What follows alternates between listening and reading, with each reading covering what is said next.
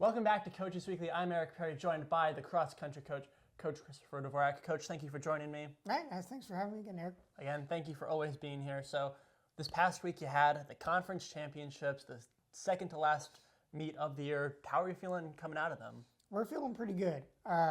We've kind of refound some footing in the NAC where the girls were one place back from where they were last year. And they lost one person. We had two people kind of on the DL for the whole season. So we were pretty happy about that. We had a couple soccer girls join us, and they turned out to be pretty much rock stars at running. And then five out of our girls that raced, they ran PRs. Nice. So it was a good one. So that's beyond as well as the girls who ran it for the first time. But yeah. So anyway, great for the girls. Guys, we advanced from where we were last year. We got sixth place as a guys team, and we were in striking distance with a couple other teams. And it's always that if this would have gone this way and that would have gone that way, and and part of it is, we had a lot of really good, outstanding races, which is what we feel like we've been building our season towards. And there's always races that just don't go quite as well, and it's always something we have to help the runners find. Like, okay, well, what are the pros? What do we get out of this that we can still walk away from and feel good about? And today Saturday rather, we had team success as the pull out of that, and I think everybody contributed. Everybody contributed, and that was what we wanted out of our runners. That's what our team wanted out of ourselves on Saturday. Was just we got PRs to match where we felt we were at, which is nice. And sometimes the courses are tougher, and you don't get those numbers, but the placement at conference is usually what matters. Exactly, and we did what we set out to do. So. Yeah. And then not only the PRs, you also had several top 25 placements across the men's and the women's team. So is it nice to see that, they're peaking as you come into conference and regionals, which are like the two really big important meets? Yeah. And with regionals coming up, a lot of our strategies, we're just gonna look for those teams. A lot of the Illinois teams of the NAC are in a region, and so we're gonna try and hunt them down the kind of the same way we did at conference, and I'm sure they're looking at the results and saying the same thing about us. So that's how it goes, and that's a huge field for regionals. There's over 30 teams in it, so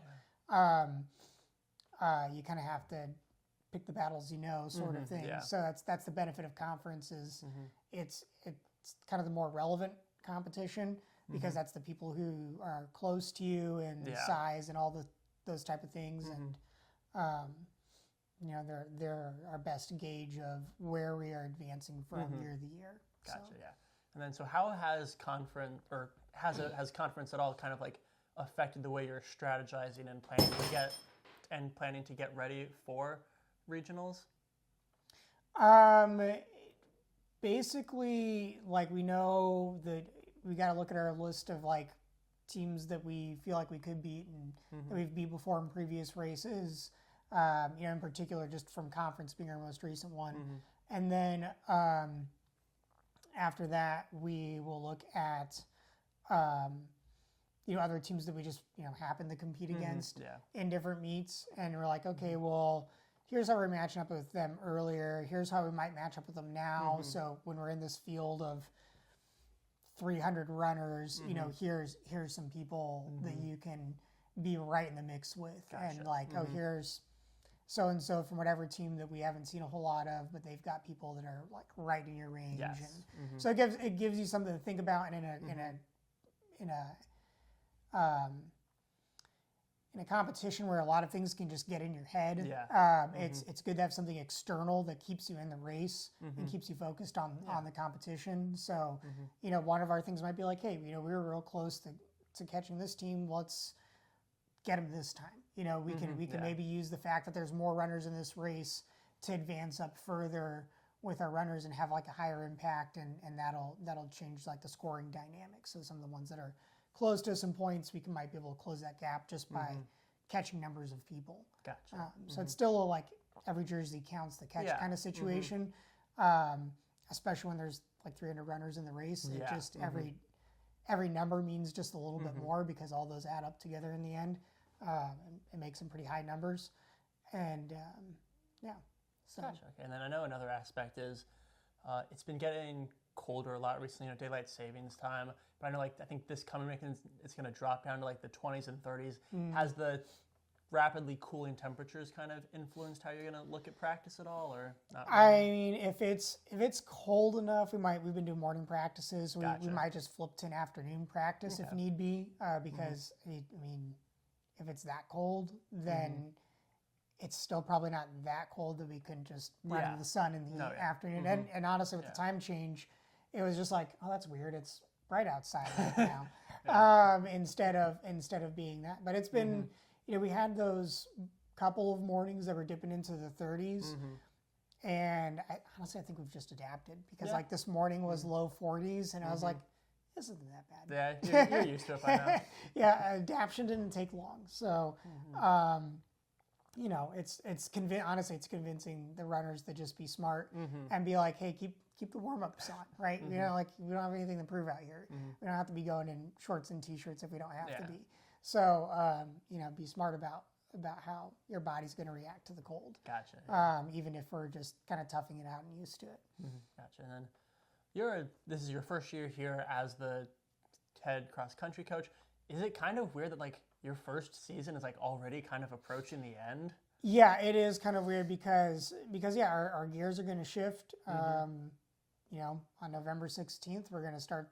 We're already talking indoor. I mean, we're already making plans, and so that conversation is going to be like, all right, how can we take our successes from cross country and take them over the track? And then that'll be the reverse conversation in May, and say, all right, here's what we did in track this season. What can we take? What can we take into our summer training and bring back in August? So, it's the distance runners get a rough go of things because their only off season is the summer. Yeah. Because cross country, indoor, outdoor, we build in some breaks, but overall it's just go go go. Yeah. And it's pretty outside of athletes that do multiple sports that are completely different sports. There isn't really any other sport that does that in quite the same way we do. I know tennis has competitions in both seasons and so on, but it's just it's a long time. It can be a long time. So so even though it's like, oh, this is wrapping up, we're actually sort of just revving up in other ways too. So many of the kids are happy to be like, all right, we're going to get fast on the track now, and that's their gig. And some of them really like cross country, and they're like, well, it's almost over. But, yeah. Nice. But yeah, it is strange. Yeah, definitely. As a coach, what do you like being involved with more, cross country or the track and field stuff? I mean, both. When I was a runner, I really liked cross country, but there's so much to like about. But they're so similar. It's really hard to call it. I enjoyed indoor because there's sort of this